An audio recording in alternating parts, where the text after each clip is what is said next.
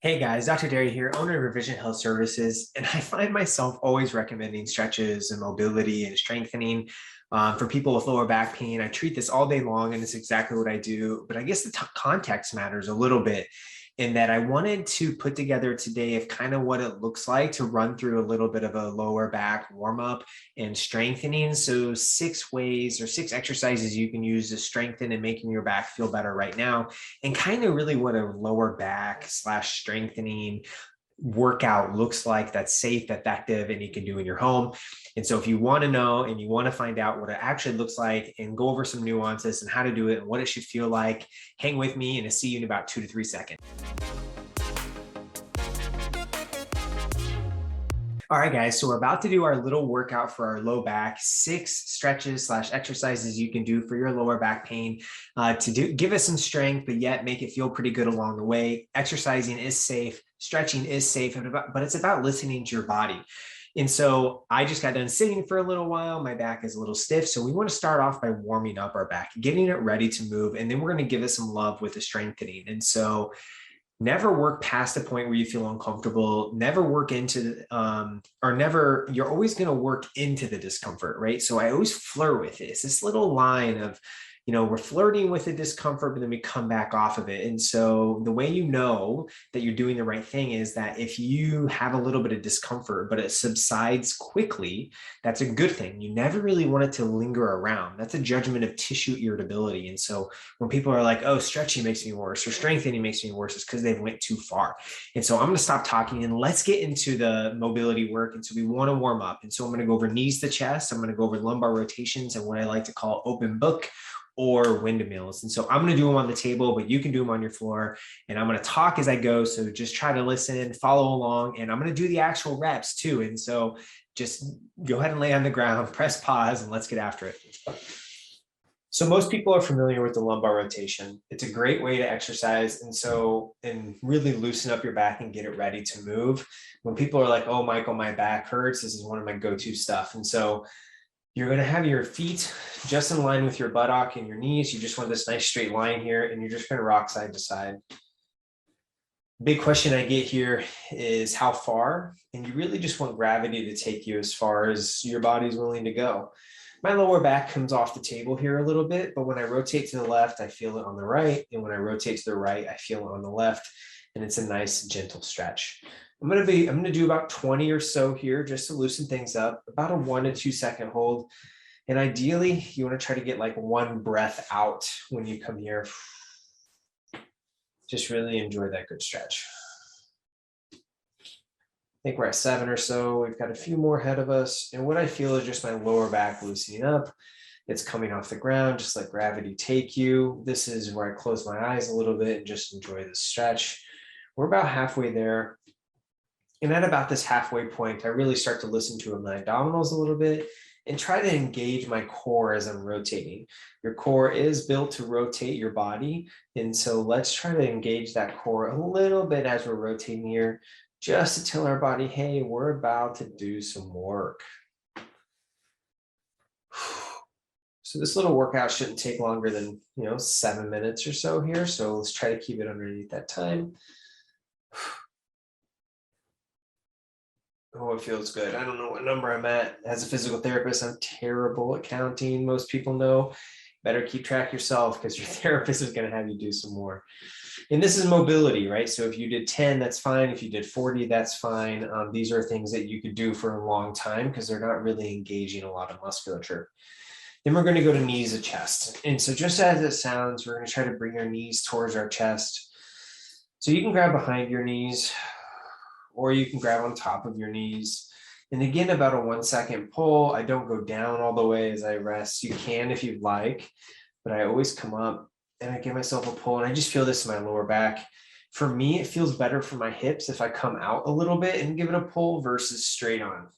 That's just a little nuance in my body, right? That's what's great about a lot of this stuff is you can just learn your body as you go, and it feels so, so good. For this one, I'm only going to do about 10, a good pull. So now we've worked into flexion, which is the knees, the chest, and then we've done rotation as well. And then our next one we're going to do here is called open book or windmill. And this one's really great in that you can really get some extension and rotation. And so I open up, I lock down my leg with this one here. You have this bottom leg straight, bent. I come up. A key here is also watching your hand with your head. And so I'm going to watch my hand with my head as I rotate up. So this works your neck, your upper back, and your lower back. For this one, I really only do about 8 to 10 here. Just loosen up the lower back. So now you guys should start to appreciate you're noticing a little bit of looseness in your lower back and just your spine in general. You're creating some heat, right? You're doing a little bit of movement, but then you're also just working your body into its natural ranges.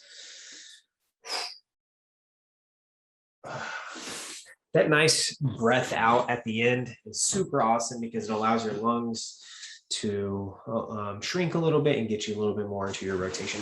I'm going to flip sides here.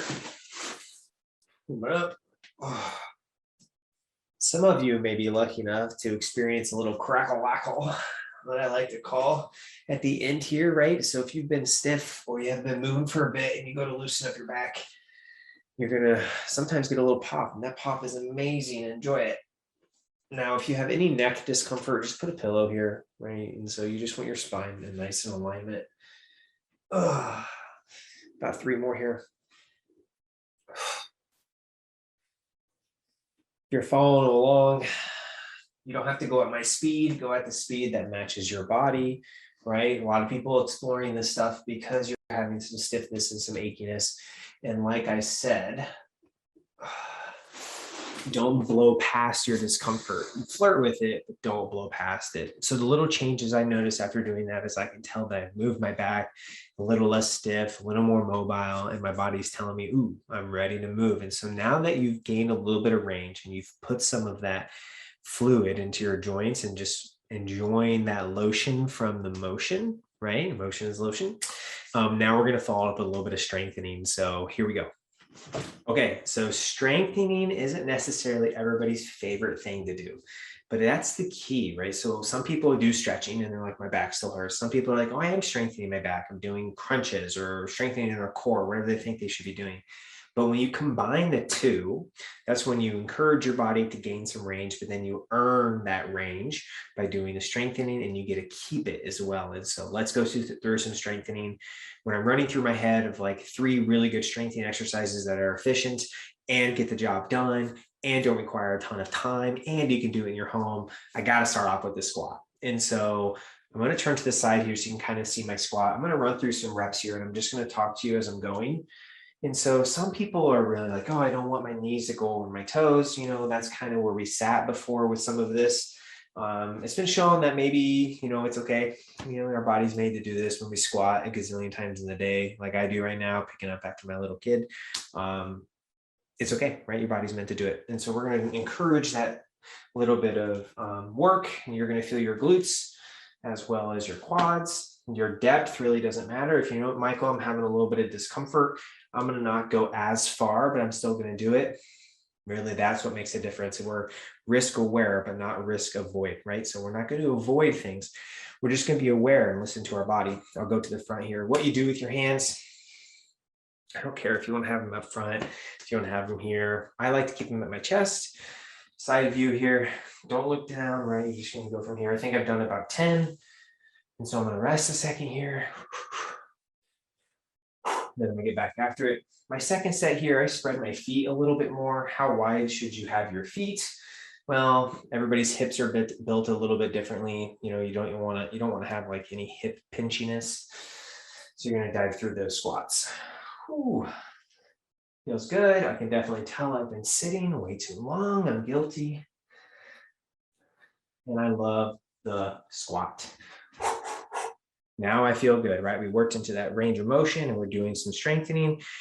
Next, I want to go into a toe touch.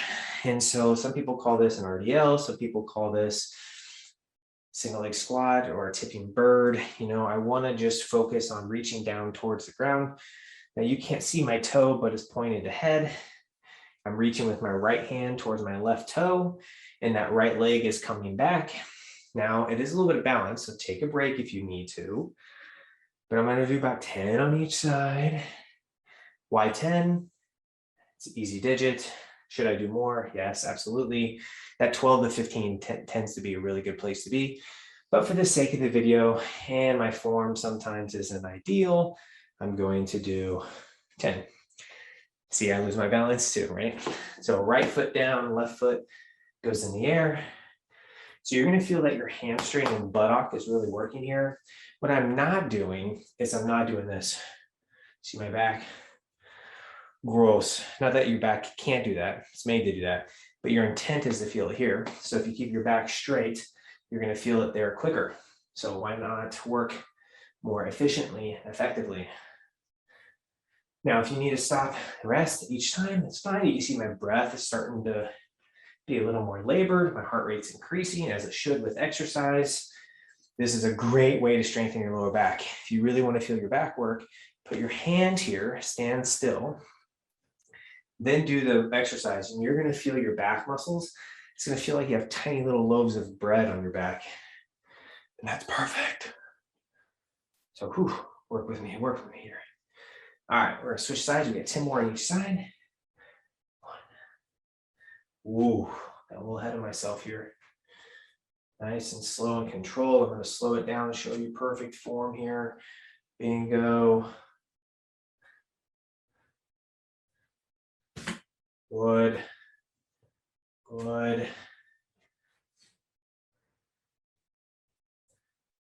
Good. Sometimes I like to just feel my glute activate, so I'll put my hand here as well. I can really feel those glute muscles saying, doing some work. Hey, love it, love it. One of my favorite strengthening exercises to do, because it works your butt, your hamstring, and it really just strengthens what's called your posterior chain, which is things in the back of your body, right? That's how we fight gravity. That's how we pick up heavy stuff, okay? Everybody tends to have short, tight muscles in the front, but we need to have tight, strong muscles in the back as well. So to finish it off with a very safe strengthening exercise for your lower back, effective, and you can do this, it's the plank. So before you get upset, let me show you some variations and let's get after it. All right, guys, brought the table back. And so I'm going to show you on the table so you can see. So the plank is awesome. So here's some variations. First, you can just start off here. And you're just going to have your hands underneath your shoulders, knees underneath your hips. You're going to see that in the video. And then to increase the lever arm, just move your hands up about 8 to 12 inches. And then just shift your weight forward and hold. What you don't want is a sink.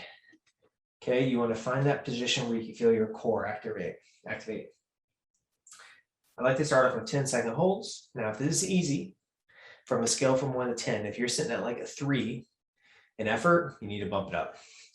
So let's increase our lever arm even more by going on our elbows, taking our knees back. And now we have more distance between our elbow and our knees. Again, I can feel my abdominals start to engage here. For me, where I need to be is on my elbows and toes. For some of my clients, they have a little bit of arthritis in their great toe or big toe. So I tell them to bend their knees, but just increase that lever arm even more. Man, this is really engaging my tummy muscles. Feels good. I'm going to go back to my position. Now, I don't know if there's any research to show this or not, but my goal with the plank is always to try to head towards 1 minute. 1 minute I feel like is a good place to be. Now, the way you know how to stop or why you should stop is if you start to feel your core not activate quite as much, and you start to feel a little bit of pressure in your lower back. Tiny bit of pressure is okay, but it should not be pain. So we're going to push through our shoulders. We're going to have nice straight knees, and we're going to bring up our butt. And we're engaging. Ooh, I'm feeling the shakiness. I love it. No back discomfort. But needed a little bit of break there. Then I'm going to come down into a prayer stretch and enjoy that stretch.